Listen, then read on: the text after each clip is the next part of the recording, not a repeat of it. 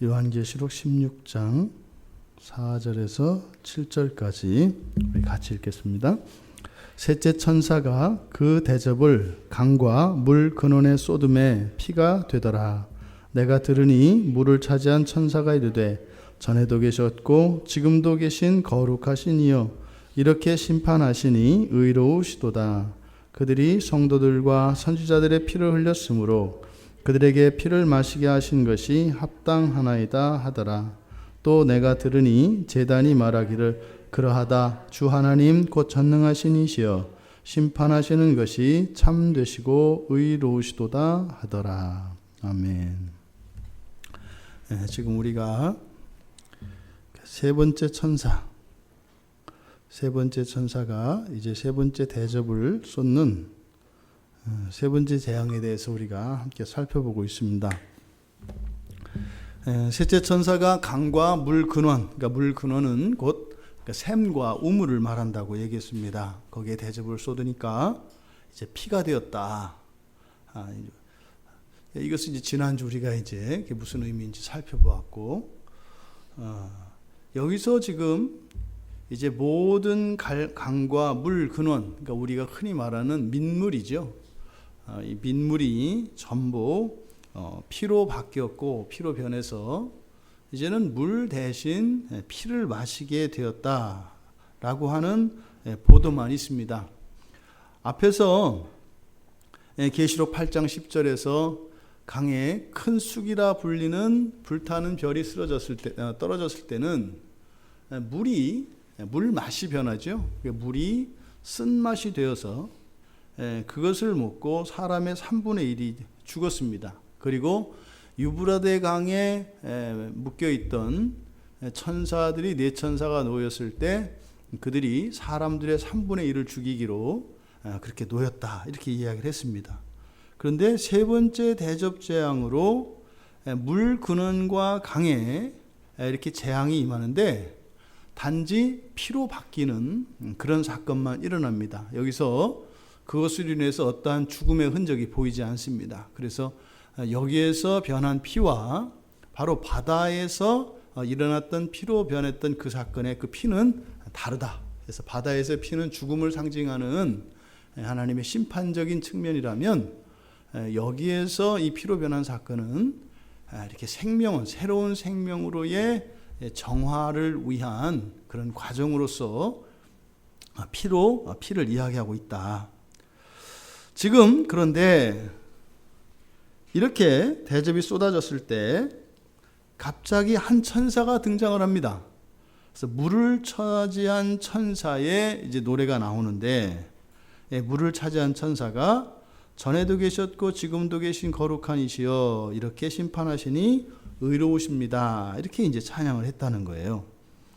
그럼 지금 여기서 물을 차지한 천사가 누군가, 그리고 우리가 앞서서 말씀했습니다만 물이 피로 변한 것은 이것은 어떻게 벌을 주려고 하는 이제 그런 의미이기보다는 오히려 살리기 위한, 정화시키기 위한 이런 목적이라고 말씀을 드렸습니다.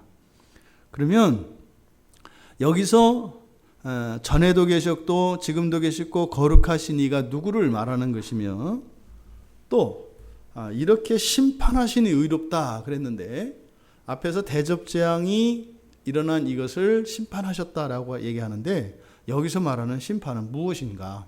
그리고 천사, 그리고 찬양하고 있는 그분, 전에도 계시고 지금도 계신 분, 거룩하신 분, 이분은 누구를 지칭하는 것이고, 그리고 심판은 무엇을 말하는 것인가? 먼저 여기에 사용된 심판이라고 하는 이 말은, 그러니까 재판장이 이렇게 이제 내리는 판결을 말하는데, 그때 심판의 의미는 뭐냐면 바른 결정이라는 뜻이에요.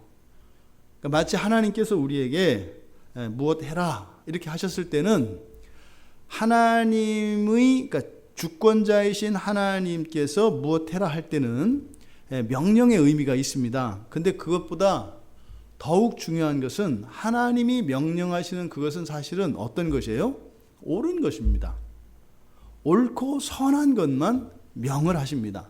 그러니까 하나님께서 우리들에게 어떠한 명령을 주셨을 때 그것은 옳고 그것은 합당하며 그것은 우리에게 선합니다.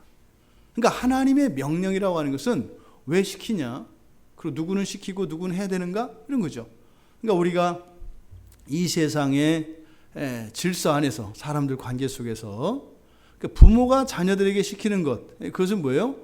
부모가 시켰으니까 자녀가 해야 되는 것일 뿐만 아니라 사실은 부모가 시켰기 때문에 자식이 해야 되는 것은 단순히 자녀가 부모의 말씀에 순종해야 되기 때문만이 아니라 부모의 그 지시나 명령이 어떤 것이기 때문에 그래요?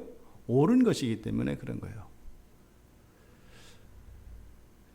오늘 이렇게 이제 다른 목사님들을 만나서 이제 공부하다가 이런저런 이야기를 하다가 이제 들었던 생각입니다. 이 시대가 점점 이제 어쨌든 계속해서 지금 이제 교회 이제 박해로 온단 말이에요. 이제 우리나라는 1차적으로 이제 동성동본 이제 혼인하는 이 부분, 그리고 또 하나는 이제 법, 목회자 납세 이제 세금에 관한 이제 요 부분, 요게 이제 실제적으로 지금 일어나는 일입니다. 근데 거기에 보면 이제 그 항목들이 이렇게 있어요. 예를 들어서 뭐 불교, 또 원불교, 뭐 기독교 이렇게 해가지고, 그러니까 천주교, 개신교 이렇게 해가지고 이제 그 법에 대해서 이렇게 제시하는 항목들이 있어요. 지켜야 되는 항목들이. 근데 불교는 없습니다. 두 줄 있어요. 이렇게. 왜냐하면 불교는 없거든요. 사례비라는 게 없어요. 그냥 개인적으로 이렇게 주고받는 것이기 때문에 정기적으로 뭐 한 달에 이렇게 고정적으로 이렇게 하는, 그리고 스님들은 그걸 일이라고 생각 안 해요. 법에서. 그렇기 때문에 스님들이 하는 이것은 그냥 순수한 그냥 그 종교 행위입니다. 그게 근로자가 아니에요. 그러니까 사실은 이 스들은 이 과세 대상 이 법하고는 거의 상관이 없어요. 그 다음에 이제 또 하나 이제 천주교 이쪽은 말씀드렸지만 여기는 장부가 저쪽에 있어요. 그 바티칸에 있기 때문에 거기는 뭐 트럼프도 못 건드리는 데가 바티칸입니다. 그러니까 뭐 이유군 어디건 이게 절대로 신성 불가침 구역이 바티칸이죠. 거기는 실제적으로 이렇게 큰 해당 사항이 없어요. 결국에는 보니까 개신교 목사들을 이제 하는 겁니다. 그래서 뭘 어떻게 해야 돼, 어떻게 해야 되고, 뭘 대비해야 되고, 이제 막 이런 얘기를 하는데, 뭐 그것이 이렇다 저렇다 그것을 이야기하려는 것이 아니라, 어쨌든 시시각각 교회를 향해서 제도적으로 이렇게 교회를 압박해 오고 있는 것은 틀림없는 사실입니다. 그리고 이제 성도들의 삶도 되게 퍽퍽해져 가고 있죠. 뭐 지난번에 우리나라 봉급 생활자들의 급여를 이렇게 보니까 50% 이상이 200만 원이 안 돼요. 이게 지금 급여가 굉장히 떨어진 겁니다. 그러니까 10년 전이나 지금이나 아마 급여가 오르지 않았을 거고요. 근데 거기에 이제 물가 상승률이나 이런 인플레를 따지면 사실은 옛날 월급에 비해서 30% 이상 줄어든 거예요. 그러니까 가정에서 한 사람이 돈을 벌어서 먹고 살기에는 어려운, 이게 꼭 그 미국에서 일어났던 일이에요. 옛날에 40년 50년 전에 한 사람이 일을 해서 충분히 가족이 생활할 수 있었던 시대가 지나가고, 처음에는 뭐 여권 신장이라고 이야기를 했습니다만 나중에는 둘이 같이 나가서 벌지 않으면 기본적인 생활을 할 수 없는, 그러니까 빚지는 이런 구조로 돌아갔어요, 경제가.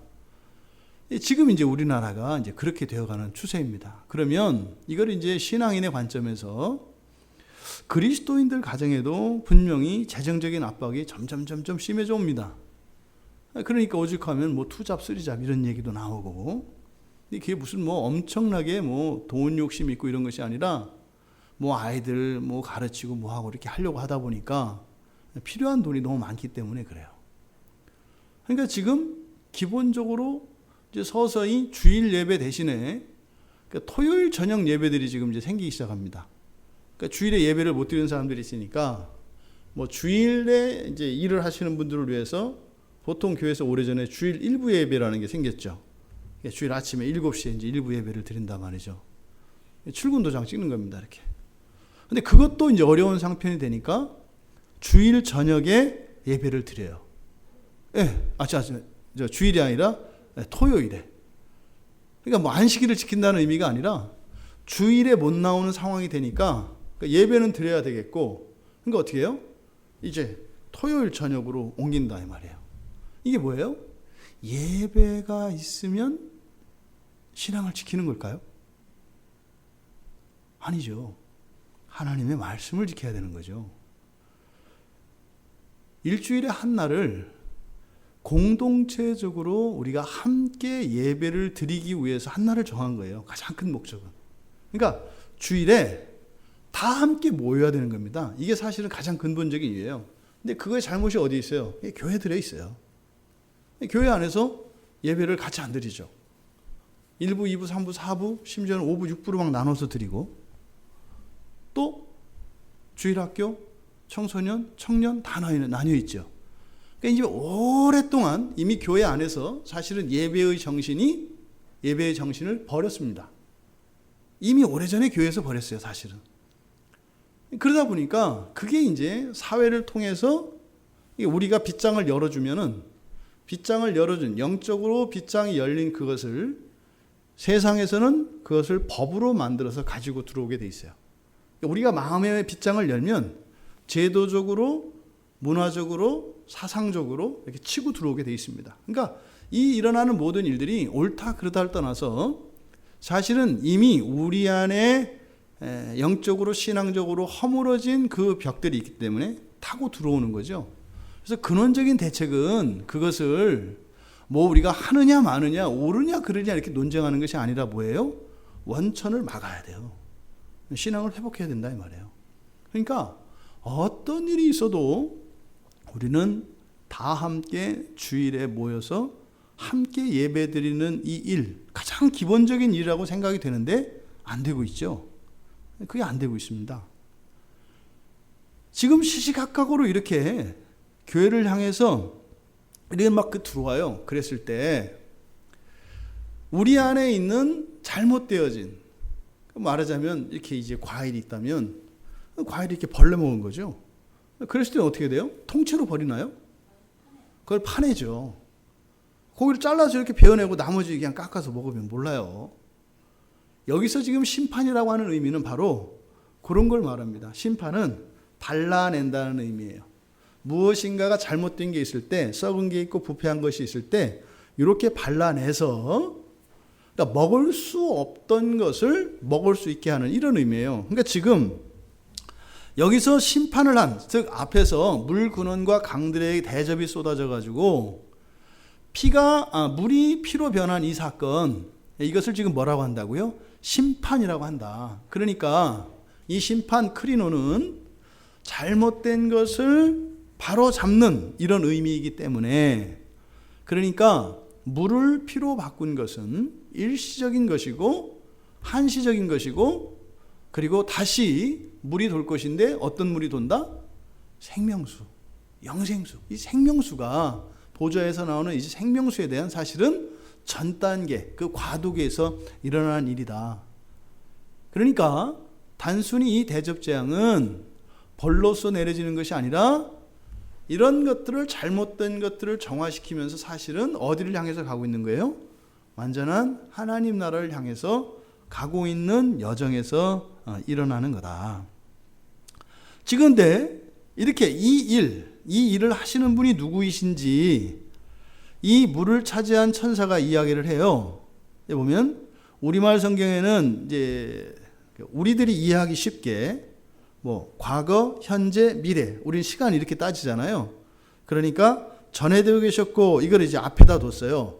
이게 원래는 이렇게 돼 있지 않습니다. 그러니까 지금도 계신, 사실은 지금도 계신이라고 하는 의미가 이제 현재형으로 되어 있기 때문에 현재형이라고 하는 것은 항상성, 진리를 나타내요. 그러니까 영원히 이런 의미를 나타낼 때 그냥 현재 시제로 얘기하면은 과거가 아닌 지금이라고 하는 이 시점을 나타내기도 합니다만, 또 영원한 것을 나타낼 때도 현재형으로 나타낸다 그래요. 근데 지금 계신 분, 그런데 지금 계시다고 하는 이것이 언제요? 이미 예전부터, 과거에 예전부터 계셨던 분. 그때는 사실은 뭐겠어요? 그 과거가 과거가 의미하는 것이 창세전을 의미하겠죠. 창세전. 그러니까 영원전부터 계신 분, 이런 의미를 지금 계시고 예전부터 계신, 뭐 이렇게 표현하고 있는 겁니다. 그런데 그러면 영원히 계신 분, 영원에서 영원까지 계시는 분, 그러면요, 우리가 성부, 성자, 성령, 보통 우리가 삼위일체 하나님을 이야기할 때, 삼위 하나님 모두가 영원히 계시죠, 그죠? 그러니까 여기서는 정확히 누구인지를 알 수 없어요. 그냥 하나님이신데, 그 하나님 가운데 이 심판주가 누구인지를 우리는 교리적으로 알죠. 심판주는 누구세요? 삼위 하나님 가운데 예수 그리스도세요. 예수 그리스도가 심판주로 오신다고요. 이게 재림하시는 거죠. 그러니까 지금 천사는 그 부분을 명확히 해요. 거기서 뭐라 그랬냐면 거룩하신 이여. 그러니까 이렇게 이제 세 가지로 지금도 계신 분, 전에도 계신 분, 그리고 거룩하신 분, 이렇게 세 가지로 나타내요. 누구를? 심판주를.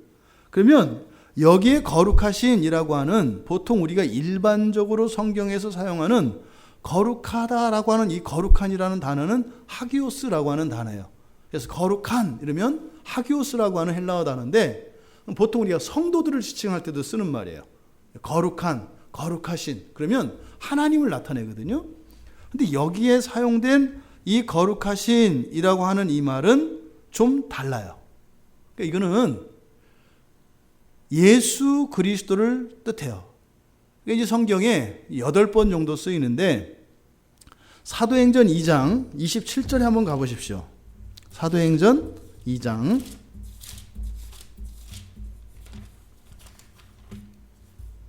27절에 가보시면 이제 다윗의 시를 인용하고 있는데, 이는 내 영혼을 음부에 버리지 아니하시며 주의 거룩한 자로, 이렇게 돼 있어요. 이때 주의 거룩한 자 할 때 앞에 주는 누구예요? 앞에 주. 뒤에 거룩한 자가 예수 그리스도예요. 거룩한 자가. 그 앞에 주는 누구겠어요? 성부 하나님을 의미하겠죠. 그 앞에 주는 성부 하나님, 즉 구약에서의 여호와라고요. 그 뒤에 거룩한 자는 바로 예수님을 뜻해요. 그래서 뒤에 주의 거룩한 자 할 때 요때 사용된 거룩한이라는 단어와 여기 똑같은 거예요. 이게 사도행전에 많이 쓰이는데, 사도행전 13장 34절 35절 한번 봐보세요. 사도행전 13장 34절과 35절에 또 이 단어가 쓰입니다. 똑같은 거죠. 똑같은 인용이에요. 하나님께서 죽은 자 가운데 그를 일으키사 다시 썩음을 당하지 않게 하실 것을 가르쳐 주실 때 내가 다윗의 뭐하고요? 거룩하고, 다윗의 거룩하고 밑부는 살을, 이때 다윗은 예수님의 예표로서 이야기하는 거예요. 35절에 또다시 주의 거룩한 자로, 여기 또 있죠. 주의 거룩한 자. 이게 앞에 주가 누구예요? 성부 하나님을 뜻하고, 거룩한 자는 바로 예수 그리스도, 바로 부활에 대한 예언시죠. 그러니까 여기에 거룩하시니라고 하는 것은 정확하게 누구를 나타내는 것이다? 예수 그리스도, 예수 그리스도를 나타낸다. 히브리서 7장 26절에 가면 히브리서는 그리스도를 드러내는데, 천사보다 낫다, 천사보다 우월하다, 대제사장보다 우월하다, 모세보다 우월하다, 왕보다 우월하다. 그래서 모든 이들 가운데 가장 뛰어나신 분으로 소개되는 것이 히브리서입니다. 그런데 히브리서 7장 26절에 가보면 여기에 이렇게, 이러한 대제사장은 우리에게 합당하니 거룩하고 악이 없고 더러움이 없고 죄인에게서 떠나 계시고 하늘보다 높이 되시니라. 그러니까 26절의 대제사장은 누구를 의미하겠어요? 예수 그리스도를 말하는 거예요. 아론의 반차를 쫓는 이런 대제사장이 아니라 멜기세덱의 반차를 쫓는 하늘로부터 오신 대제사장 예수 그리스도 성자를 뜻해요. 그러니까 예수님을 지칭하는 독특한 표현이 이 거룩하신 이라고 하는 뜻입니다. 그러니까 지금 천사가 이러한 심판주가 누구인 것을 지금 나타내고 있다고요? 예수 그리스도이신 걸 나타내요. 그럼 보세요. 예수님이 이 땅에 오셨을 때 예수님이 뭐라고 하셨어요? 나는 이 세상을 심판하러 온 것이 아니다 그랬잖아요. 뭐 하기 위해서 올리셨다고요? 구원을 위해서, 생명을 주기 위해서 오셨다 그랬어요. 그러니까 지금 일어나고 있는 이 심판이 죽이기 위한 거예요? 살리기 위한 거예요? 살리기 위한 것이라고 하는 것을 천사의 노래를 중간에 삽입시키면서 바로 이 성경을 보고 있는 그리스도인들, 다시 말해 교회들에게 오해하지 않도록 천사의 노래를 집어넣은 거다 이 말이에요. 요한계시록은 누구를 위한 책이죠? 요한계시록은 우리 성도들, 신자들, 그러니까 그걸 통틀어서 우리가 교회라고 할 수 있습니다. 그렇죠? 교회를 위해서 주신 책이에요. 그러니까 결코 이 요한계시록에 있는 내용들은 신자들을 겁주거나 두려움에 떨게 하는, 마치 에덴 동산에서 죄를 짓고 난 아담과 하와가 나무 뒤에 숨었던 것처럼 이 요한계시록의 말씀이 주어졌을 때 이 말씀을 통해서 겁을 먹고 두려워서 뒷걸음질 치게 하려는 목적이 아니라는 거예요. 아니라는 거예요.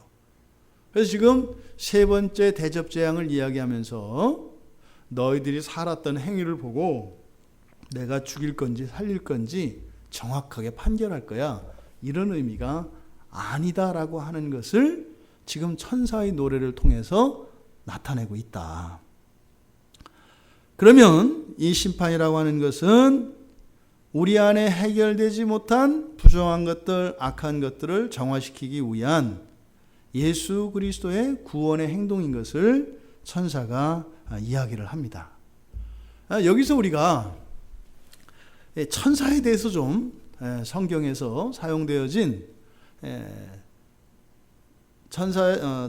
성경에 사용된 이 천사의 용례들을 가지고 한번 대략적으로 정리를 좀 한번 하고 넘어가려고 합니다. 지금 여기 우리말 성경에 물을 차지한 천사라고 되어 있는 게 원래는 뭐라 그랬어요? 물의 천사, 물들의 천사라 그랬어요. 그죠? 물들의 천사, 그러니까 소유격으로 되어 있습니다. 그러니까 물들의 천사, 이것을 의역해서 물을 차지한 천사라고 한 거예요. 그러니까 소유격을 말 그대로 소유로 해석을 한 거죠. 그러니까 물의 천사, 물들의 천사니까 물들을 소유한 천사, 이렇게 이제 소유의 의미로 이제 해석을 한 겁니다. 뭐 천사가 이제 물을 가지고 있다. 그럼 이런 거 이제 뭐겠어요? 우리나라 전통을 하면은 물귀신이죠, 뭐 물귀신. 물귀신이에요, 물귀신. 또 그 화장실에 있으면 화장실에 누가 있죠? 화장실에 몽달귀신 있어요. 몽달귀신, 총각귀신, 달걀귀신이라고도 해요. 그러니까 이런저런 우리 그 토속신앙 안에서 귀신에 대한 이해들이 있죠.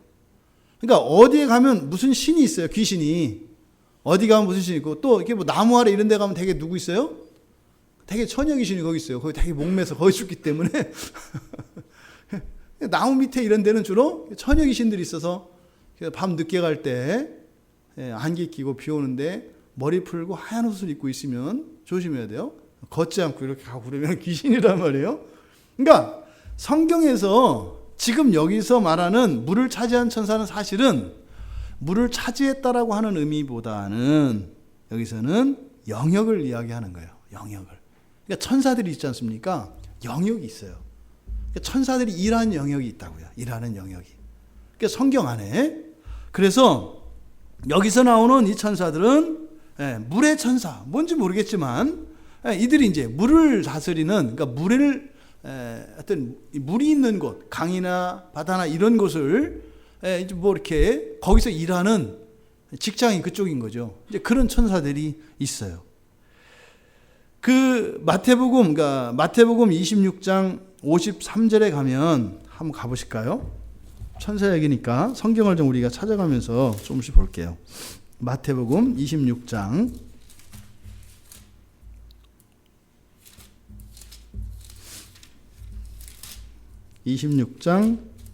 53절.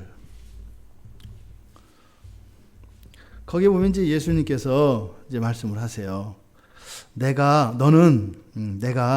내 아버지께 구하여 지금 12군단 더 되는 천사를 보내시게 할 수 없는 줄로 아느냐? 이게 무슨 말이에요? 그러니까 이제 베드로가 예수님을 잡으러 온 이 무리들에게 칼을 꺼내서 저항을 하니까 그렇게 힘으로 싸우지 말라고 얘기하시는 거죠. 그러면서 너 혼자 그렇게 싸우고 그러는 게 아니라 내가 뭐가 있다는 거예요. 그 천사들, 하늘에 군대들이 있어서 군대를 동원할 수 있다 이 말이에요. 그러니까 구약에 뒤에 이제 용례들을 보겠습니다만 실제로 눈에 보이지 않는 이 천사들이 실제적인 힘을 발휘하고 싸우고 사람을 죽이고 하는 일들이 일어납니다. 그런데 여기에 지금 우리말 성경에 12군단 더 되는 천사 이렇게 되어 있잖아요. 그러니까 여기서 의미는 그냥 이제 천사 군대 이런 의미잖아요. 근데 여기서 군단이라고 번역된 이 단어의 원래 의미가 뭐냐면 지역이라는 뜻이에요. 지역. 그러니까 12군단 더 되는 천사, 그러니까 12군단, 그 지역이라는 단어를 12군단, 그러니까 군단이라고 이제 번역을 한 건데, 말하자면 여기서 군단을 지역으로 바꾸면 어떻게 돼요? 12지역의 천사 이런 뜻이에요. 12지역. 그러니까 12은 뭐겠어요? 이 세상에 있는 모든 천사들을 말하는 거예요. 이 세상에 있는 모든 천사들을 내가 지금 동원시킬 수 있다. 이렇게 얘기를 하시는 거예요. 근데 성경에서 보면 이렇게 그 지역을 관장하는 천사들이 있어요. 그래서 천사들은 자기의 영역이 있습니다. 그 영역이. 그래서 고대의 사람들이 가지고 있는 신과는 보통 여호와를 무슨 신이라고 그래요? 목동의 신이라고 해요. 목동. 유목민들이 이렇게 하기 때문에 목동의 신이라고 한다 이 말이에요. 그래서 농토에는 농토의 신이 있고 산에는 산의 신이 있고 강에는 강의 신이 있고 바다에는 바다의 신이 있고 이게 어디서 나타나요? 또 신화에서 나타나죠. 그리스 로마 신화에서 있잖아요. 다 별마다 뭐 다 있잖아요. 그러니까 이것이 성경에 나오는 사상이에요. 천사들은 그 영역이 있습니다. 그래서 하늘을 또 땅을 바다를 하는 뭐 제우스, 포세이돈 이런 것들이 사실은 다 뭐예요? 천사들이에요. 그러니까 그리스 로마 신화에서 나오는 신들이라고 부르는 것이 성경에서 신들은 누구를 지칭해요? 하나님을 뜻하기도 하고 영적 존재인 천사들을 뜻한다 그랬죠. 그러니까 그리스 로마 신화를 여러분들은 천사의 이야기로 보시면 거의 비슷합니다. 성경에서 나오는 천사에 대한 그런 천사에 대한 성경의 가르침이 신화에 많이 반영이 되어 있어요. 그러니까 첫째 천사들은 뭐가 있다? 영역이 있다. 그들이 섬기는 영역이 있다라는 거예요.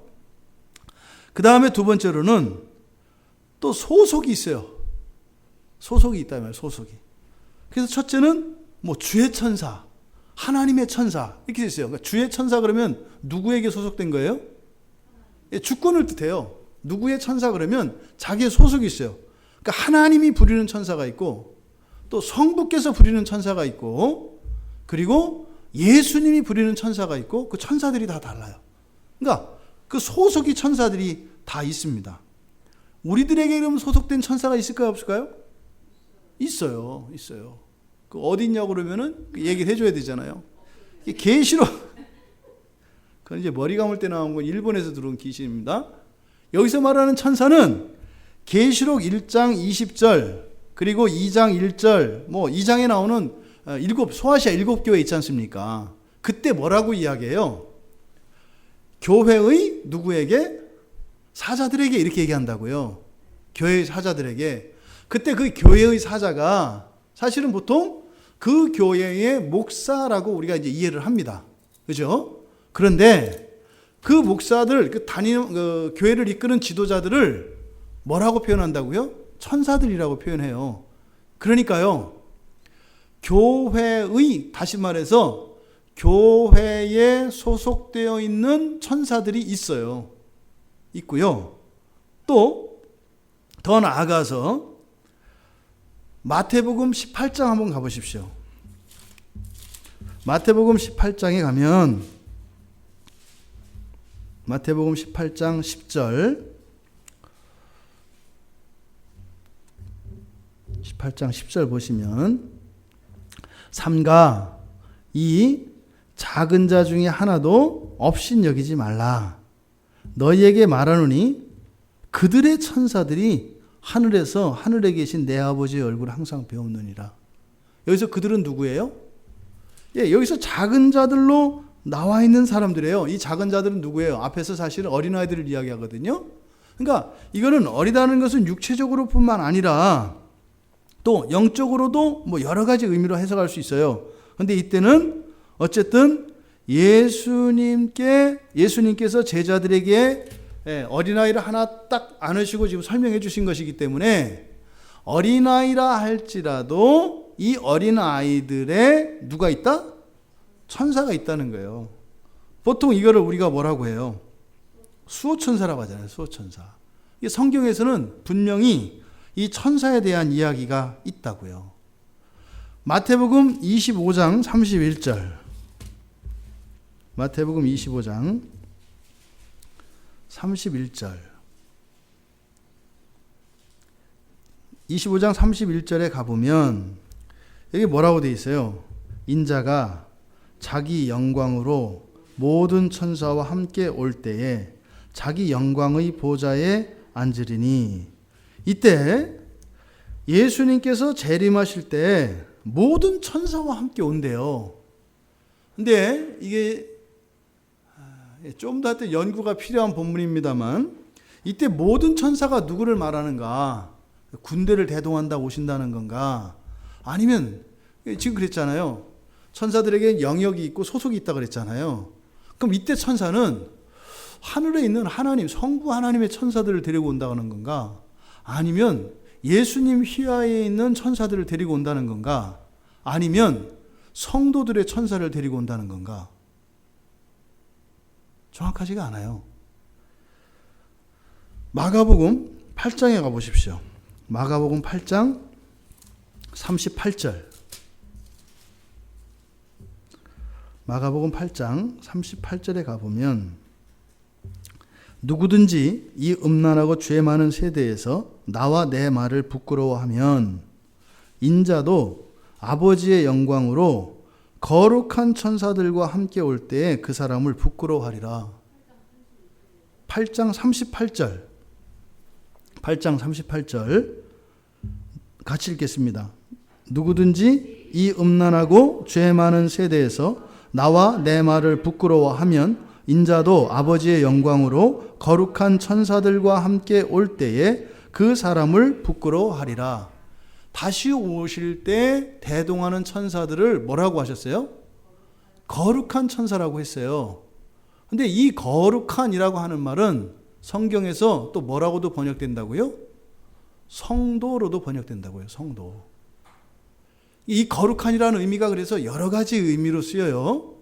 그래서 성도들. 그러니까 보십시오. 우리에게 수호천사가 있다고 그랬죠. 수호천사가 있다고 그랬잖아요. 그러면 어떤 사람이 신자가 죽었어요. 죽으면 영혼이 어디로 가요? 하늘로 가죠. 하늘로 가면 어떻게 되겠어요? 하늘은 영적 세계 아니에요. 거기에 누구랑 손잡고 가요? 그 사람의 영혼과 누가? 수호천사가 손잡고 가요. 이해되세요? 그런데 우리가 살아있어요. 아직 우리는 안 죽었잖아요. 여기 살아있잖아요. 그러면 우리의 수호천사는 어떻게 해요? 성경에 보면 왔다 갔다 해요. 사닥다리를 타고 오르내린다 이 말이에요. 그러니까 우리 있는 곳에 왔다가 또 어디에요? 하늘로 가서 보좌 앞으로 가서 이야기하고 한다 이 말이에요. 앞서서 예수님이 뭐라고 하셨어요? 어린아이들 함부로 하지 마라.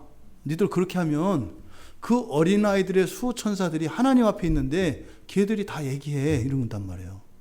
하나님한테 다 읽는데요. 왜요? 뭐라고요? 하나님 저의 주인님을 지금 누가 괴롭혀요? 이게 수호천사들이 그런 일을 한다는 거예요. 그게 보면 욥기에서도 하나님 앞에 가서 고자질하고 하는 애들 나오죠.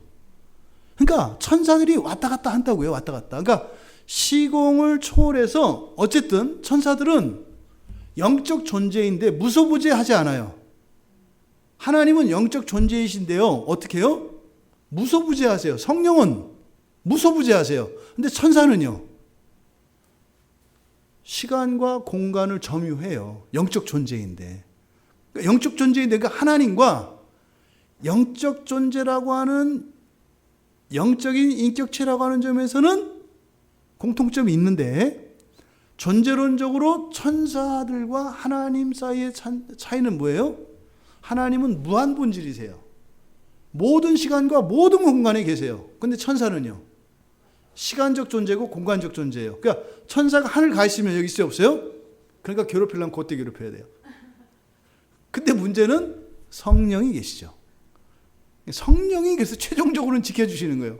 되게 이게 재밌지 않아요? 근데 이게 성경의 얘기예요. 그러니까요, 우리가 시험에 들 때가 있고 안 들 때가 있어요. 그러니까 역할이 있는 거예요.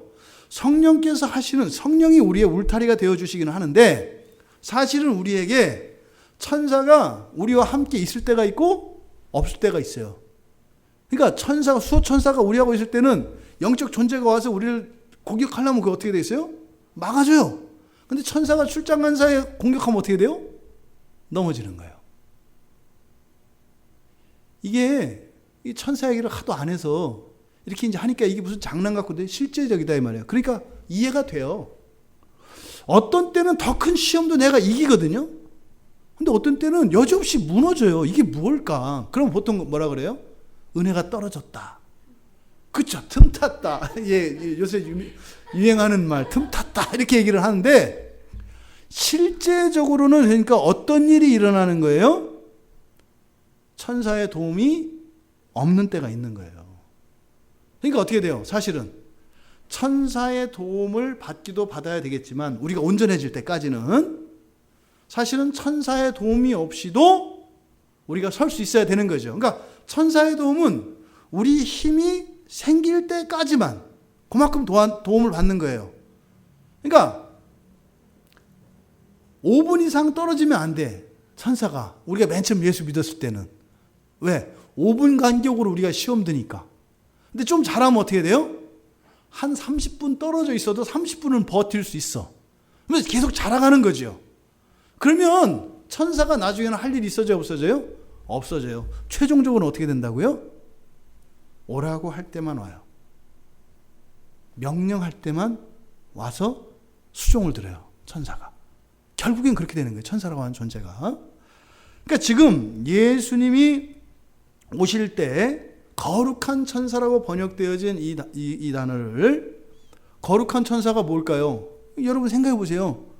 그렇지 않아요? 기껏해 우리가 생각할 수 있는 게 뭐겠어요? 아, 타락한 천사가 있으니까 사탄의 천사가 아닌 하나님의 천사, 타락하지 않은 천사, 이렇게 이해할 수 있잖아요. 근데 성경은 나뉘어 있다니까요. 소속이 다 달라요. 그러면 예수님이 재림하실 때 대동하신다고 한 이 거룩한 천사들은 뭘까? 바로 성도들의 천사를 말한다고 하죠. 뭐겠어요? 이 땅에서 아직 죽지 않은 자들은 부활을, 죽어서 죽음을 경험하지 않고 부활을 경험하잖아요. 그럼 어떻게 되겠어요? 천사가 덧입혀지는 거예요. 그러니까 이 존재론적으로 부활을 경험할 때 그 살아있던 성도들의 그 영혼과 천사 사이에, 천국에서 죽은 성도들의 영혼과 천사 사이에 일어난 어떤 일, 어떤 썸씽이 이 땅 가운데 있는 성도들과 그 성도들의 천사들 사이에 어떤 묘종의 변화가 일어나요. 이게 우리가 로마서 볼 때, 이 연합과 이게 연결이 되는 거예요. 그러니까 이게 지금 계속 막 무슨 혈관이 생기는 것처럼 이게 쭉쭉쭉쭉쭉 이렇게 뻗어나가요. 어쨌든 지금은 어떻다? 천사들이 소속이 있다. 또 마귀의 천사들도 있어요. 뭐 그 이외에도 많습니다. 사도행전 10장 22절에도 나오고, 계시록에도, 계시록 14장 10절에도 그 거룩한 천사들에 대한 이야기가 나와요. 마태복음 25장 41절. 마태복음 25장 41절에 보면 같이 읽겠습니다. 또 왼편에 있는 자들에게 이르시되, 저주를 받은 자들아, 나를 떠나 마귀와 그 사자들을 위하여 예비된 영원한 불에 들어가라. 여기서 사자는 천사입니다. 성경에서 천사를 천사라고도 번역하고 사자라고도 번역해요. 똑같은 안겔로서 똑같은 단어예요. 마귀와 그 사자들, 그의 사자들은 누구겠어요? 마귀의 천사들이에요. 마귀의 천사들. 그러니까 천사들도 어떻게 해요? 소속이 있어요. 성부 하나님께, 그리고 성자 하나님께, 그리고 성도들에게, 교회에, 그리고 사탄에게 소속된 그런 소속된 천사들이 있다. 그러니까 영역도 있고 소속도 있어. 그러니까 어떻게 해요? 수호천사가 하나일까요? 여럿일까요? 각 개인에게 여럿인 거예요. 땅에 있다가 바다로 가면 그 중간에 어떤 일이 일어나요? 인수인계가 일어나는 거예요. 그 수호천사 사이에. 왜요? 그 수호천사도 영역이 있어요. 그러니까 어떻게 해요? 우리가 등산 갈 때 수호천사가 있고, 바다에 낚시 갈 때 수호천사가 있고, 이런 영역에 따라서 수호천사가 있는 거예요. 그러니까 사람이 이 세상을 살아가는 게 그냥 혼자 살아가는 게 아니다 이 말이에요.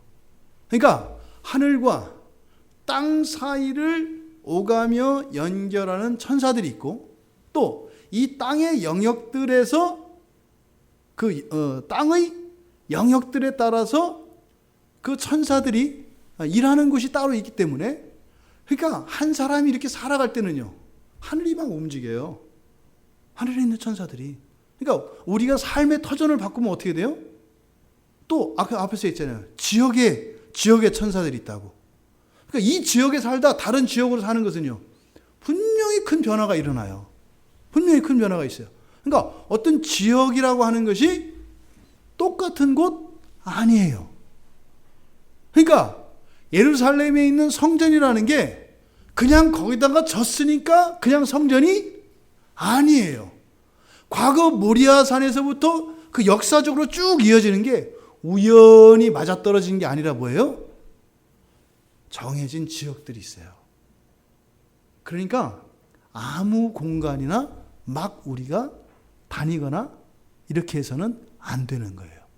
그러니까 지역과 또 악한 영들이 분명히 더 영향을 끼치는 그런 곳들이 있어요. 자, 그 다음 또 우리가 알 수 있는 천사는 천사에게 복수성이 있다는 거예요. 천사는 영적 존재인데, 근데 사실은 어떻게 다른지는 모르겠어요. 왜냐하면 우리가 이렇게 그 이미지로 이렇게 형상화되어 있는 뭐 우리나라 전통적인 그런 귀신들 이렇게 있잖아요. 사실은 그건 어때요? 그러니까 물질적인 생각이거든요. 물질적으로 하나 둘 셋 우리가 이렇게 뭐 둘이 있으면 너와 나 두 사람, 이걸 복수라고 해요. 그렇죠? 근데 천사도 분명히 영적 존재인데도 불구하고 복수성이 있어요. 왜냐하면 천사를 단수로도 나타내고 복수로도 나타내거든요. 그리고 우리가 계시록에서 살펴볼 때 어떻게 해요? 첫째 천사, 둘째 천사, 그리고 둘, 셋 이렇게 나타내잖아요. 그러니까 천사의 수가 분명히 복수로 있어요. 그러면 이 세 가지를 정리해 보면 우리들이 이 세상을 살아갈 때 우리들과 관련해서 천사들과 더 많은 천사들과 관계를 맺는 사람이 있고, 더 적은 천사와 관계를 맺는 사람들이 있어요. 말하자면 우리는 재산으로 치자면 집 몇 채 이렇게 한 것처럼 부리는 천사도 다를 수가 있다는 말이에요. 부리는 천사도. 그럼요. 그러니까 그렇잖아요. 어떤 사람들은 진짜로 막 기도할 때 어떤 권세들이 나타나잖아요. 그런 게 있는 거예요. 성경 안에. 있는 거예요.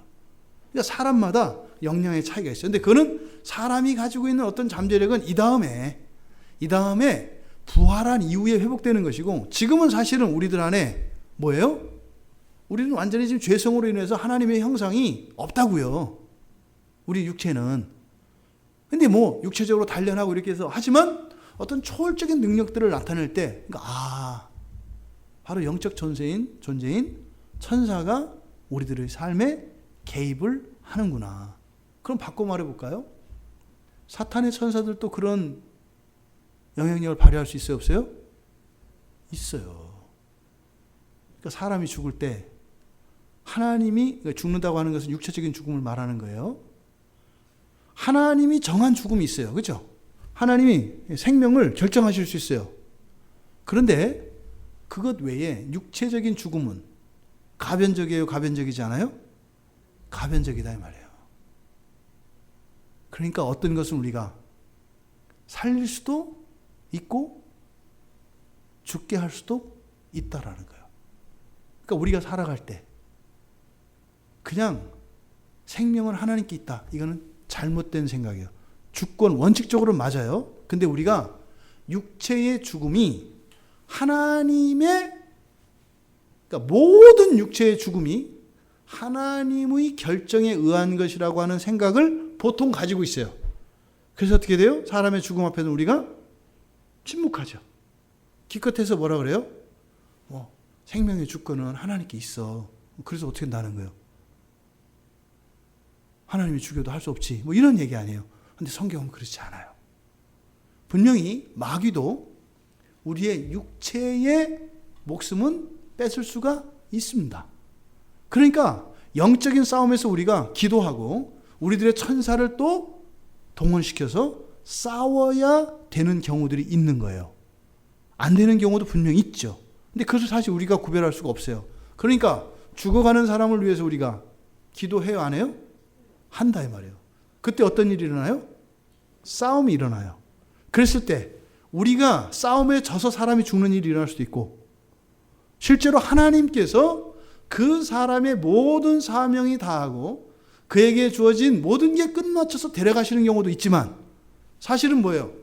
우리와 더 오랫동안 함께 머물 수 있었던 사람들도 때로는 우리들이 져서 이런 이별을 경험하는 일이 있을 수 있다 없다? 있다는 거예요. 있어요. 그러니까 우리가 이 영적인 일들에 소홀히 하면 안 되는 거예요. 육체적으로 그냥 일하고 이렇게 되는 것이 아니라 뭐예요? 우리가 이렇게 힘을 가진 것처럼 천사도 분명히 힘이 있고 그 일이 우리의 인생 안에 합쳐져서 나온다 이 말이에요. 그러니까 한쪽 이런 영적인 일들을 소홀히 하고 살아간다는 것은 완전히 뒷문을 열어놓고 인생을 살아가는 것과 같아. 도둑이 맨날 우리 인생 안에 드나드는 거예요. 그동안 이 천사에 대한 잘못된 이해, 부족한 이해로 말미암아서 우리가 우리의 인생에 허점이 있었다는 것을 깨닫게 합니다. 구약에서, 신약에서 천사들이 나타났던 경우들이 있어요. 지금 우리가 살펴보는 것은 다 성경에 있는 이야기들입니다. 이건 어떤 논리나 주장이 아니라 철저하게 그냥 성경에 있는 내용들만 우리가 지금 살펴보고 있는 거예요. 구약에서 천사가 사람의 생활에 직접적으로 맨 처음 개입한 사건이 창세기 16장 7절입니다. 이 16장 7절은 무슨 사건이냐면, 사레가 자식이 없으니까 하갈을 남편 아브라함에게 넣잖아요. 근데 임신을 했잖아요. 근데 고대사에서 임신한 여자는 뭐예요? 이제는 상속자인 자식을 갖게 되는 거예요. 그때 하갈이 어떻게 했어요? 이것이 임신했다고 많이 말기를 이제는 약간 내려봤단 말이에요. 그래서 사레가 하갈을 쫓아냅니다. 그때 쫓아낸 게 아니죠. 막 학대를 해요. 괴롭혀요. 계속. 그래서 이 하갈이 견디다 못해서 도망을 가요. 막 도망을 가다가 그 광야의 샘물 곁에서 천사를 만나요. 그래서 천사가 너 조금만 참아라. 좋은 날 온다. 너 지금 아들 임신했는데 걔 이름이 이스마엘이야. 이스마엘이라고 이름도 지어줬어요. 그리고 어떻게 아주 큰 민족을 이루게 될 거라고. 그러니까 너 애기 낳고 나면 돼. 그러니까 조금만 참아.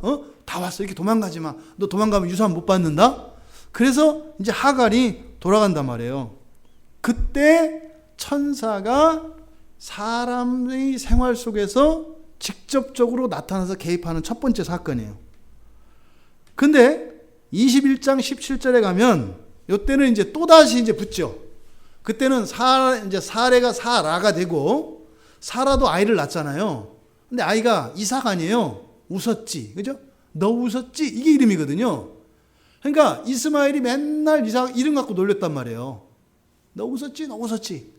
그래서 이스마엘이 이삭을 자꾸 놀리니까 사라가 이제는 심상치 않아. 그러니까 아브라함이 어떻게 해요? 어쨌든 이스마엘도 아브라함 자식 아니에요. 이러다간 애를 그냥 안 놔둘 것 같다 이 말이에요. 그래서 어떻게 해요? 아브라함이 하갈과 이스마엘에게 이렇게 길 양식, 재산이죠. 먹고 살 양식, 재산을 줘가지고 떠나보래요. 이렇게 분가시키는 거죠. 그때 이제 분가시켜서 나갑니다. 근데 그때 하갈의 입장에서는 억울하죠. 억울하잖아요. 왜? 이스마엘이 큰아들인데. 억울하잖아요. 요 정도 줘갖고는 안 되지. 최소한 3분의 2는 내가 갖고 3분의 1 가져야 되는 거지. 가다가 막 울고 기도를 해요. 그때 천사가 또 옵니다. 그래서 과거에 했던 그 약속을 다시 한번 확인해 줘요. 그리고 이제 그 다음에 아브라함과 그 이삭 사이에서 또 이제 천사가 이제 아브라함에게 또 이제 나타나는데, 창세기 19장 1절에 그 소돔과 고모라를 심판하러 오다가 천사가 아브라함을 만나죠. 근데 천사가 알아봐요. 왜요? 앞에서 이미 만나봤거든요. 이 천사에 대한 경험이 있어요. 그러니까 아브라함이 그걸 알아보고 천사에게 절을 한다고요. 그리고 22장 11절에 가면 이삭을 제물로 잡을 때 그때 또 천사가 나오죠. 그래가지고 하지 마라. 그리고 이삭이 자라서 이삭의 아내를 구할 때 바로 24장에서 아내를 구하러 그 종 엘리에셀을 보낼 때 그 이야기 한단 말이에요. 천사가 인도할 거다. 천사가. 그리고 이제 야곱에게도, 구약에서 야곱에게도 천사가 나타나요. 대표적인 게 창세기 28장이죠. 야곱의 사닥다리, 하늘에서 오르내리는 그 사닥다리의 천사들을 보죠. 그리고 창세기의 마지막 48장에 가서 자녀들을 축복할 때 그때 여호와의 사자께 복을 구해요. 누구의 사자요? 여호와의 사자. 그러니까 여호와의 천사죠. 그러니까 우리가 부릴 수 있는 천사가 있고 여호와의 천사가 왔을 때는 이거는 우리가 부릴 수 있어요, 없어요? 그 천사는 우리가 못 부려요. 그 천사는 누구의 부림을 받아요? 여호와를. 그러니까 어떻게 해요? 여호와께 내 말을 전해주도록 여호와의 천사한테 간구해, 기도해야 돼요. 그러니까 이게 캐톨릭에서 보니까 천사 숭배 사상이 이런 데서는, 그러니까 왜 그러는지를 알겠는 거예요, 이게. 근데 그 사람들은 뭐예요? 이제 그런 거예요. 천사가 천사래요. 다 똑같은 천사가 아니다. 그리고 이제 나중에 뒤에 가서 보면 알겠지만 여호와의 천사가 요한계시록의 끝에 가서 뭐라 그래요? 요한이 엎드려 절하려고 하니까 하지 말라 그래요. 나는 너하고 똑같은 종이다 이렇게 얘기하거든요. 그러니까 지금 어쨌든 야곱이 천사를 봅니다. 근데 48장 16절에 창세기 48장 16절에 자녀를 축복할 때 구했던 여호와의 사자, 이 여호와의 사자는 누굴까? 그냥 여호와의 천사일까? 구약 성경에 여호와의 사자로 번역되어져 있는 이 단어는 둘로 나눠야 돼요. 하나는 천사예요. 하나님이 부리는 정말 종으로서의 천사. 또 한 경우에는 그리스도예요. 그리스도가 구약에서는 여호와의 사자로 구약에 나타나요. 그러니까 예수님이 구약에서는 여호와의 사자로 나와요. 그래서 성자 하나님이 구약에서는, 구약의 역사 속에서는 밖에 계셨느냐? 그게 아니라 그때는 천사로 이 땅에 오세요. 그 다음 이제 창세기가 끝나고 출애굽기 들어가서 모세가 또 천사를 만나요.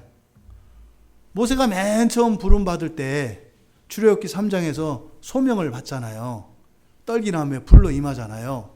그걸 누구라 그래요? 여호와의 사자라 그래요. 근데 이 여호와의 사자가 민수기 20장에 가면, 민수기 20장이니까 한참 뒤에요. 사실은 그때 모세가 보았을 때 여호와의 천사는 그냥 하나님이에요.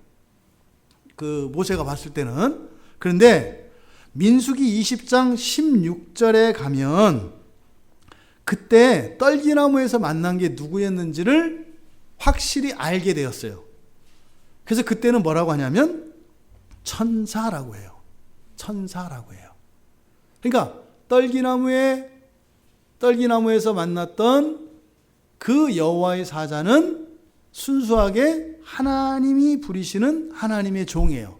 그러니까 하나님의 메시지를 전하기 위해서 왔던 천사였다는 것을 민수기 20장 16절에서 이야기해요.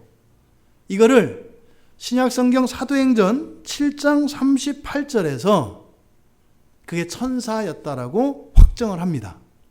그러니까 지금 보니까 구약의 족장들 아브라함, 이삭, 야곱과 관련해서 전부 천사가 어떻게 돼요?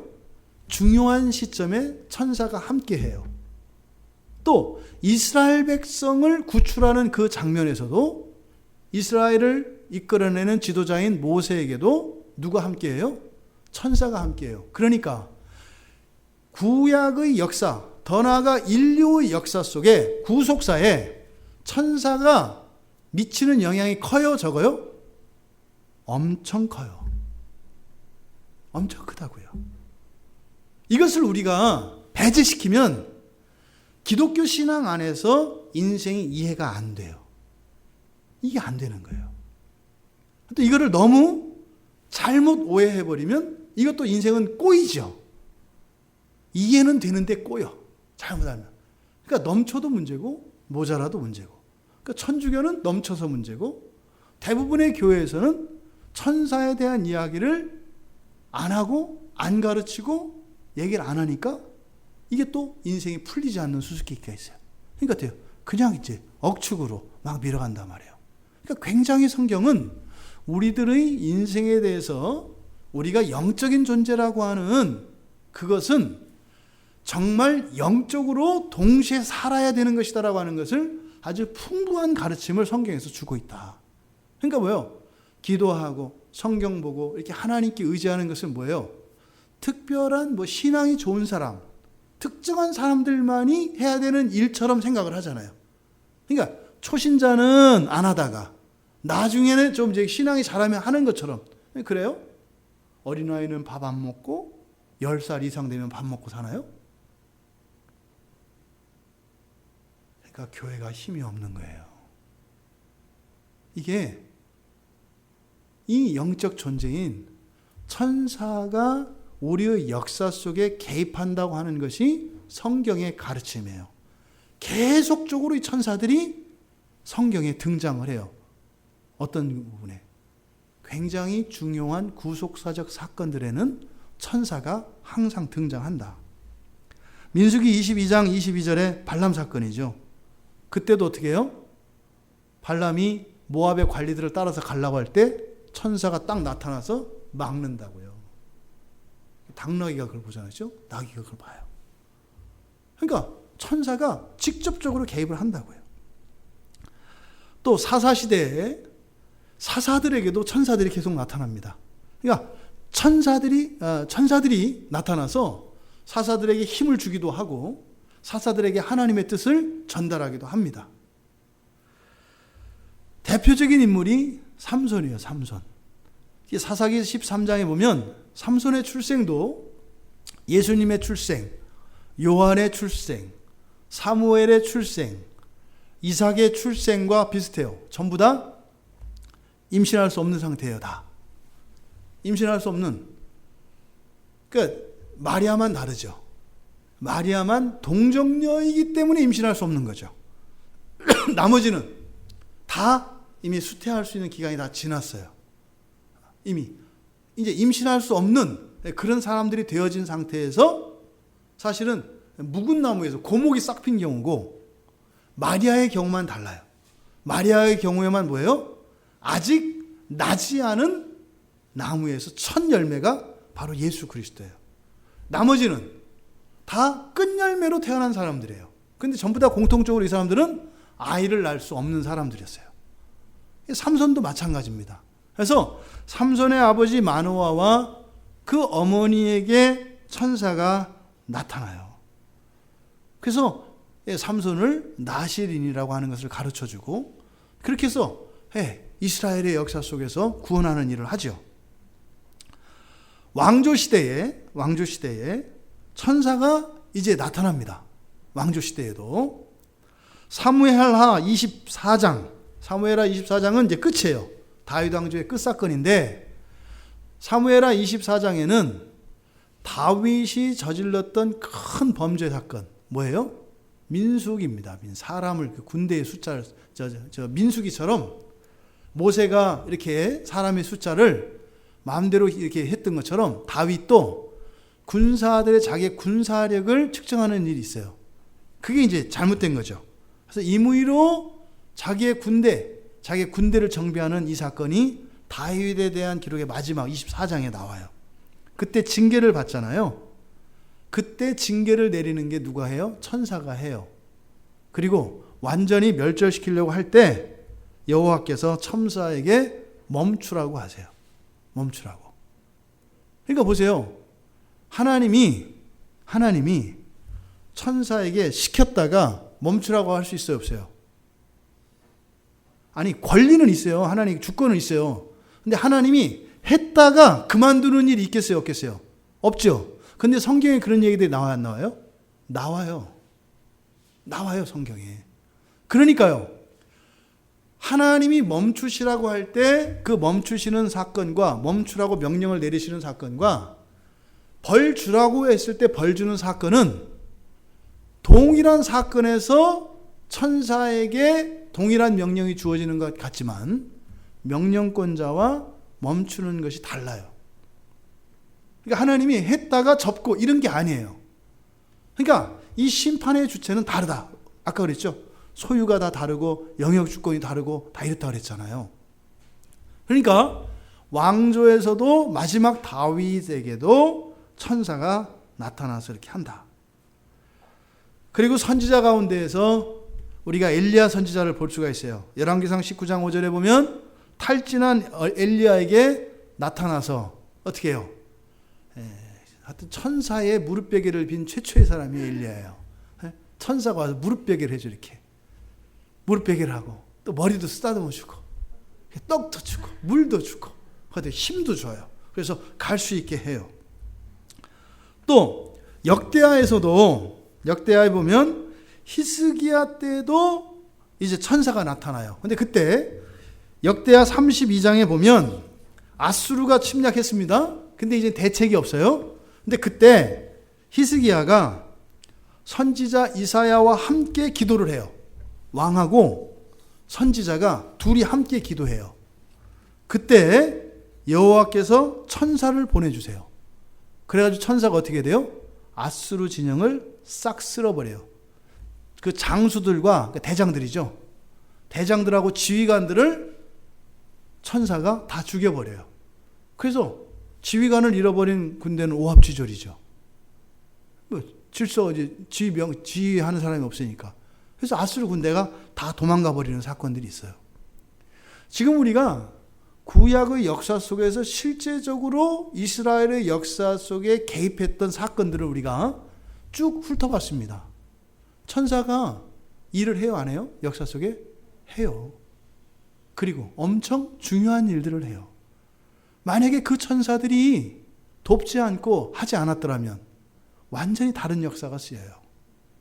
그런데 구약에서도 이 천사를 부르는 방식이 뭐예요? 기도예요, 기도. 기도로 천사를 불러요, 기도로. 기도가 천사를 불러내려요. 그래서 그 천사로 하여금 일을 하게 부리는 역할을 하고 또 하나님께 우리들의 기도 제목을 또 상달하게 하는 그 일을 또 하기도 해요. 우리가 성령 안에 있기 때문에 사실은 지금 하늘에 계신 예수 그리스도와 성령은 한 분이시잖아요. 성령이 아시는 순간 예수님이 아시고 예수님이 아시는 순간 성부 하나님이 동시에 아세요. 그런데 그것과 또 구별되어서 시간과 장소 속에서 시간의 이동과 장소의 이동을 통해서 일어나는 구체적인 이런 일들은 누가 한다? 우리들과 사람과 천사들이 그 일을 한다는 것을 성경이 가르쳐줘요. 신약에서도 만만치 않습니다. 신약에서도 실제로 역사 속에서, 그러니까 옛날에만 천사가 있던 게 아니에요. 오히려 천사에 대한 관심은 구약보다 신약이 더 많다 그랬어요. 신약의 천사에 대한 관심이 더 많아요. 신약 성경에서 이 천사가 사용된 이 빈도를 통해서 천사를 어떻게 생각하는가, 이걸 우리가 알 수 있어요. 신약 성경에 이 천사가 우리말 성경에는 150번. 그런데 앙겔로스라고 하는 이 사자라고 하는 의미는 사람들에게도 쓰기 때문에 예수님이 요한의 사자, 예수님의 사자, 그 제자들을 사자라고도 한단 말이에요. 근데 이 앙겔로스라는 말이 어쨌든 신약 성경에 181번이 사용이 돼요. 총. 그런데 181번 중에 복음서와 요한계시록의 80%가 사용돼요. 복음서와 요한계시록의 80%가 사용돼요. 그러니까 천사는요, 마지막 되어질 그 요한계시록과 그리고 예수님이 말씀하셨던 이 복음서 안에는 천사가 어떤 존재다? 굉장히 중요한 존재다. 근데 서신서에서는 많이 빠져 있어요. 그러니까 서신서에 빠져 있는 부분이, 약화되어 있는 부분이 천사에 대한 부분이에요.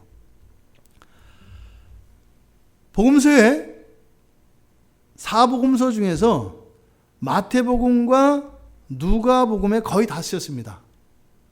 그러니까 마태복음에 20번, 누가복음에 26번 쓰였어요. 그러니까 4복음서 중에서는 누가 제일 천사에 대해서 의식을 하고 있어요? 제일 많이 신경 쓰는 게 누가예요. 근데 누가가 누구죠? 직업이? 의사니까 사실은 영적인 존재나 이런 거를 제일 안 믿는 사람이에요. 오늘날도 그러잖아요. 과학자나 의사 이런 사람들은 영적인 거 잘 못 믿잖아요. 그런데 복음서를 보면은 누가가 천사 얘기를 가장 많이 해요. 누가가. 더더군다나 사도행전을 누가가 쓰죠. 그러니까 사도행전에 22번 써요. 누가복음에서 26번 쓰고. 그러니까 성경에서 복음서와 사도행전에서 가장 그 천사에 대한 이해가 깊었던 게 누구예요? 누가예요. 누가는 사도가 아니라고요. 누가는 사도가 아니에요. 마태도 그것을 기록합니다만 아니란 말이에요. 그렇게 많지가 않아요. 그래도 좀 많은 편이죠. 근데 복음서에서 아주 적게 사용한 사람이 누구냐면 요한이에요. 요한.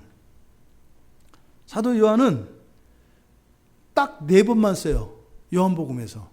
요한복음은 보통 우리가 예수님에 대해서 이야기하는 거라고 하잖아요. 그러니까 사실은 천사 얘기가 많이 나와야 정상이에요? 안 나와야 정상이에요? 나와야 정상이에요. 왜? 예수님의 신성과 이런 걸 드러내기 때문에 사실 나와야 되거든요. 근데 요한복음에는 딱 4번만 쓰여요. 4번도 언제 쓰이느냐? 출생과 관련해서 그 임신하는 엘리사벳과 마리아가 임신하는 요 장면에서 3번 쓰고, 마지막 예수님이 부활하셨을 때 그 장사 무덤에서 이렇게 딱 4번만 쓰여요. 그러니까 요한도 별로 그렇게 천사에 대한 이해가 깊었던 사람이 아니라는 걸 알 수 있어요. 그런데 계시록에 가가지고 어떻게 돼요? 완전히 다발로 나와요. 다발로. 요한계시록에 82번이에요. 거의 절반이 쓰이거든요. 그러니까 요한이, 우리가 이 요한계시록을 쓰면서 얼마나 놀랬을까를 생각해 보세요. 이게 천사에 대해서 별로 인식 안 했던 사람인데 완전히 천사의 기록을 그냥 도배해버리거든요. 계시록. 그러니까 우리들도 신앙생활하면서 천사나 이런 영적 존재 이런 것들을 모르고 살다가 그런 것을 경험하게 되면 완전히 눈이 뒤집어져요. 그래서 어떻게 돼요? 저 베레아나 이상한데 잘못된 그 천사론 이런 데 빠져가지고 정신이 나가버리잖아요. 그러니까 건전한 천사에 대한 건전한 그리고 올바른 지식을 아는 일은 어떻다? 반드시 필요하다. 반드시 필요하다. 그럼 신약에서 인용되어지는 천사가 나오는 사건들, 첫째는 예수님과 관계되어 있어요. 그러니까 예수님의 잉태, 그리고 탄생, 그리고 죽으심, 그리고 죽기 전에 광야에서 시험 받으실 때, 그리고 승천하실 때, 그러니까 부활하시고 승천하시고 재림하실 때 전부 천사가 있어요. 한 번도 천사가 이런 중요한, 우리가 보통 복음에서 이야기하는 예수님의 이 복음적 사건들에는 반드시 천사가 함께해요. 모든 게 천사가 함께해요. 누가복음 16장 22절에 가면은 죽은 나사로가 이렇게 아브라함 품에 안기는 장면이 있어요. 그죠? 누가복음 16장에 그 거지였던 나사로가 죽어서 아브라함 품에 안길 때, 그때 품에 안기는 게 이제 천사가 한다, 이렇게 이야기를 해요. 그러니까 성경에 나타난 이 천사는 예수님의 출생에서부터 재림에까지 그리스도의, 예수님의 이 모든 구속 사역에 항상 동반돼서 나타나는 게 천사라는 걸 알 수 있어요. 그리고 신약 성경에서 실제로 보면은 와서 그 베데스다 연못 같은 경우에는 와서 직접 물을 막 흔들잖아요. 물을 돌린다고요, 천사가. 그런 얘기를 해요. 그리고 예수님이 광야에서 시험하실 때도 와가지고 기도할 때도, 그렇죠? 겟세마네에서 기도할 때 어떻게 해요? 엘리야에게 찾아와서 힘을 북돋았던, 그랬던 것처럼 또 예수님께서 그 겟세마네에서 그렇게 기도하고 지치셨을 때 천사가 와서 힘을 더해준다고 해요. 그러니까 사람이신, 인자이신 예수 그리스도도 천사의 도움을 받아야 안 받아요?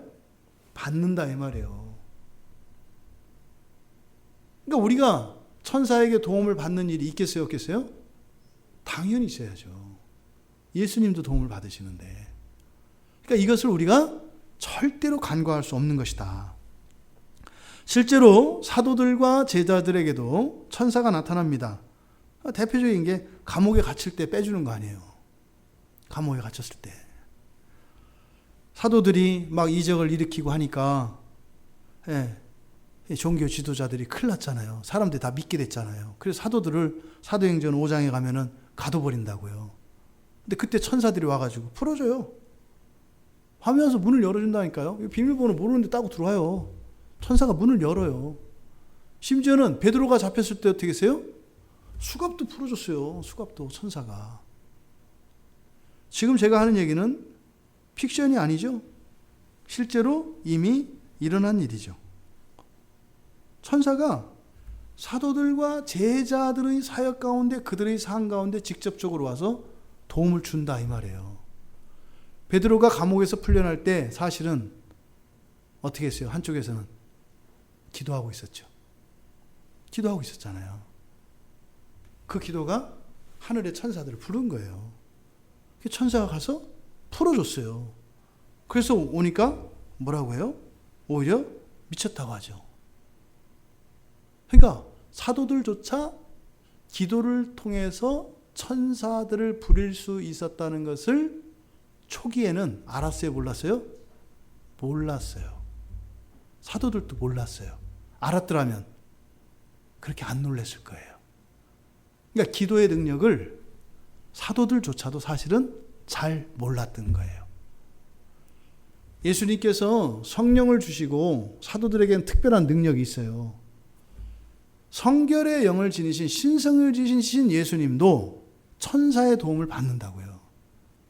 사도들도 사도들의 권능으로 싸웁니다만 그것으로 다 할 수 있는 것이 아니라 뭐예요? 천사의 도움을 받아야 한다, 이 말이에요. 천사의 도움을. 사도행전 10장에 가면, 사도행전 8장에는 빌립 집사가, 그죠? 예루살렘 남쪽으로 내려가게 된 것도 천사의 지시에 따라서 그렇게 한 겁니다. 천사의 지시. 그리고 사도행전 10장과 11장에 나오는 백부장 고넬료가 베드로를 통해서 성령을 받게 되어지는 이 사건, 바로 이 사건에도 천사가 개입을 합니다. 누구에게? 고넬료에게. 그러니까 아마 고넬료에게 나타났던 천사는 아마 고넬료의 수호 천사였을 가능성이 많아요. 왜냐하면 그때 베드로에게는 천사가 안 나타나요. 만약에 여호와의 천사였다면 뭐 두 사람에게 모두 나타났어야 하겠죠. 근데 고넬료에게만 천사가 와서 이야기를 해요. 둘이 만나는데. 근데 베드로는 고넬료를 어떻게 만나게 되냐면 성령께서 가르쳐 주셔서 알게 돼요. 그러니까 고넬료를 찾아왔던 천사는 고넬료의 수천사였던 것 같아요. 고넬료가 기도할 때 그때 그 기도를 통해서 수천사가 내려와요. 그러니까 우리가 이 세상을 살면서 기도함으로써 천사들을 부릴 수 있는 그런 권한이 사람에게 있다는 것을 알 수 있어요. 이거는 이제 확대해서도 사실은 굉장히 적용할 수 있는 여지가 많은 내용입니다. 사도행전 27장 23절에는 사도 바울이 로마를 가던 도중에 폭풍을 만나요. 그죠? 그 정도 만나면 배가 깨지고 다 죽는 거예요. 근데 사도 바울이 걱정하지 말라 그래요. 왜요? 천사가 나타나요. 천사가 나타나서 안전할 거다. 내 손에 붙였다. 이렇게 얘기를 해요. 그러니까 네가 죽이고 싶으면 죽이고 살리고 싶으면 살리라 이런 얘기예요. 그러니까 그때도 바울에게 천사가 나타나요. 우리가 이렇게 천사들이 우리의 삶과 실질적인데 이것은 예수님의 사도들과 그 제자들에게도 천사들이 와서 돕는 일이 필요했다라고 하는 것을 성경을 통해서 우리가 알 수 있습니다. 그렇다면 앞서서 우리가 살펴보았던 것처럼 신자들에게도 수호천사가 있게 되는데 그 천사들을 부리면서 살아가는 것은 우리들의 권리입니다. 권리예요. 여러분들에게 있는 영적 자산이다 이 말이에요. 그러니까 기도로 마틴 루터가 바빠서 기도합니다라는 말이 맞아요, 틀려요? 맞는 거예요. 바빠서 기도합니다라는 말이 맞는 거예요. 이게. 근데 사실은 영적인 진리를 알았을 때라 그러죠.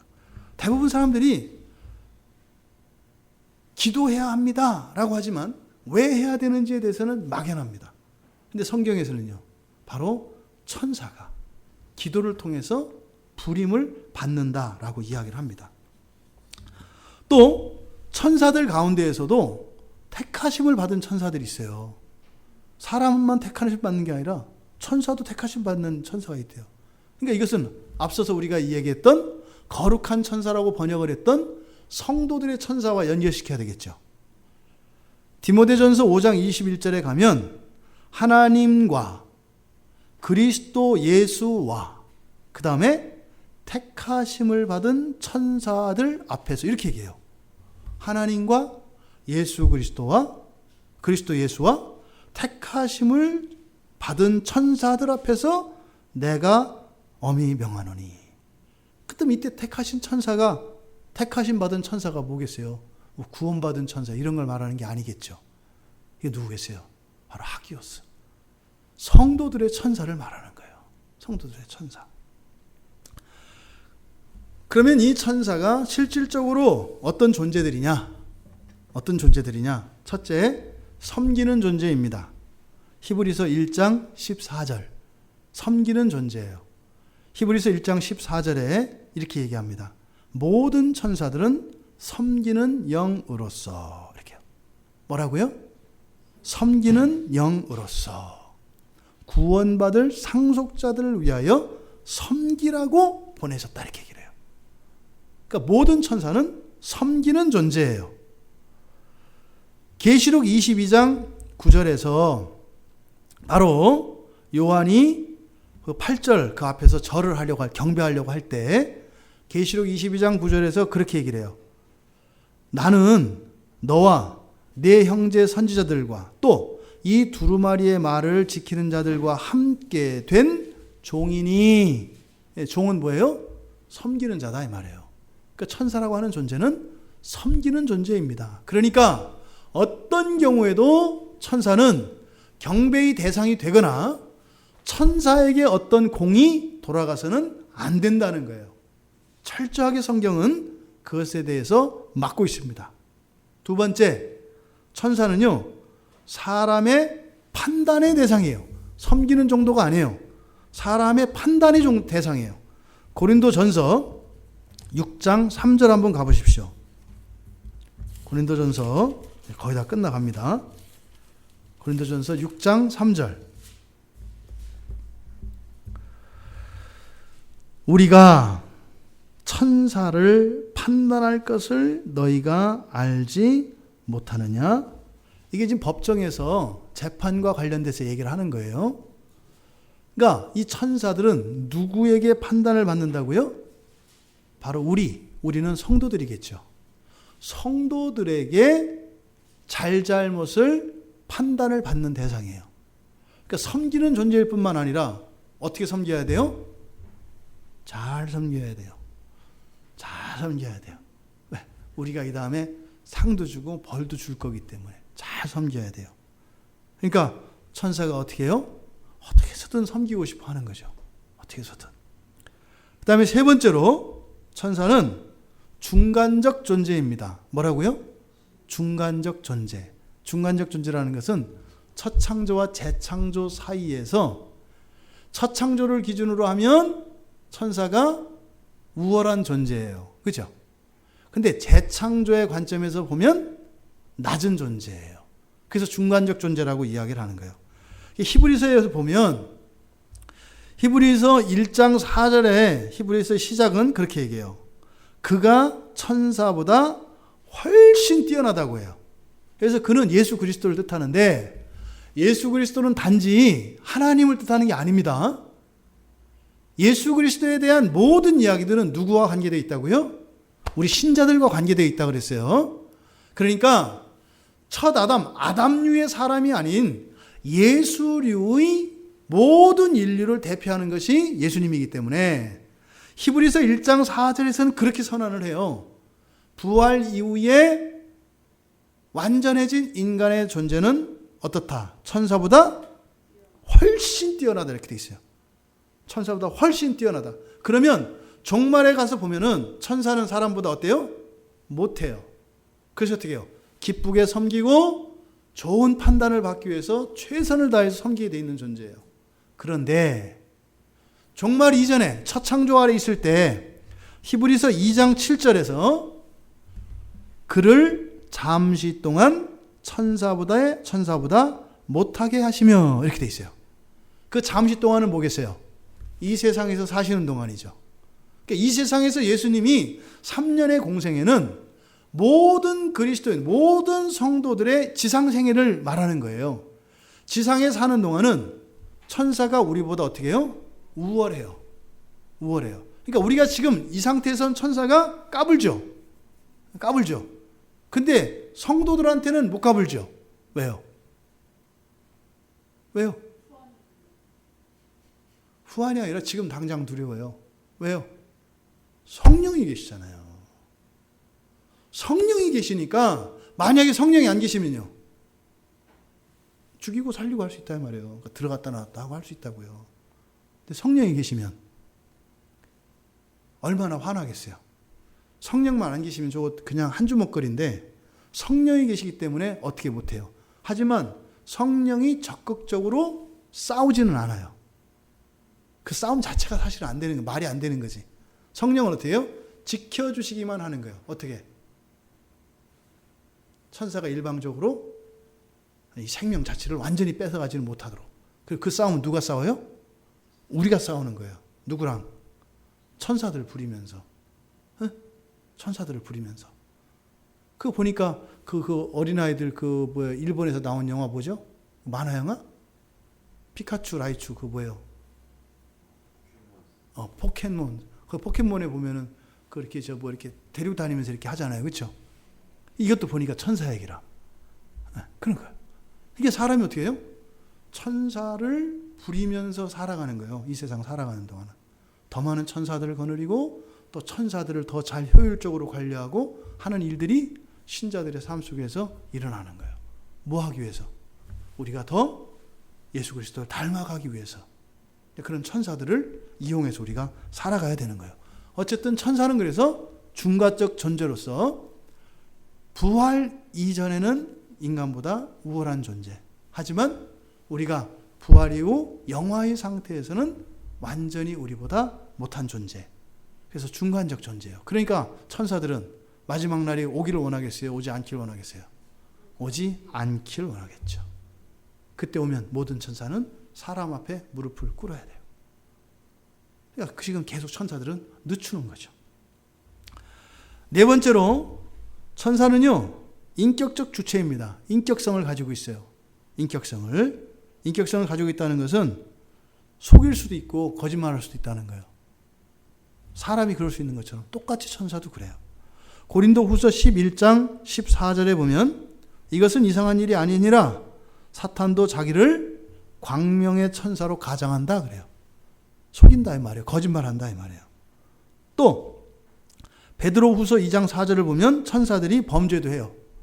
하나님이 범죄한 천사들을 용서하지 아니하시고 지옥에 던져 어두운 구덩이에 두어 심판 때까지 지키게 하셨다. 그러니까 천사들도 중간에 이탈할 수 있어요? 없어요? 있어요. 그럼 어떻게 있어요? 만약에 신자가 천사를 부리는데 못된 일에만 써, 천사는 어떻게 될까요? 천사가 범죄할 수 있다고요. 왜? 천사는 사람에게 부리게 되어 있거든요. 그러니까 우리가 나쁜 짓을 하고 이렇게 하면 어떻게 돼요? 우리가 데리고 있는 천사들이 범죄를 하게 되고, 범죄를 하게 되면 어떻게 돼요? 하나님이 잡아다가 가둬버려요. 그럼 그 사람은 어떻게 돼 있어요? 힘이 줄어들겠죠. 이해되세요? 재산을 늘려가야지 줄이면 안 된다 이 말이에요. 그러니까 죄 가운데 자꾸 범죄하게 되면 어떻게 돼요? 우리의 마음이 어두워지면 천사가 타락하게 되고 어두워져요. 그러면은 천사가 빠진다고요. 굉장히 실제적이에요. 영적인 일이 이렇게 막연한 이게 아니라고요.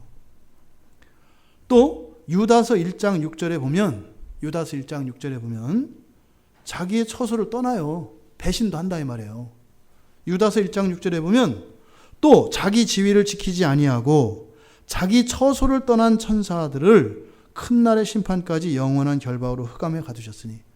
그러니까 천사가 주인을 바꿔 탈 수 있어요? 없어요?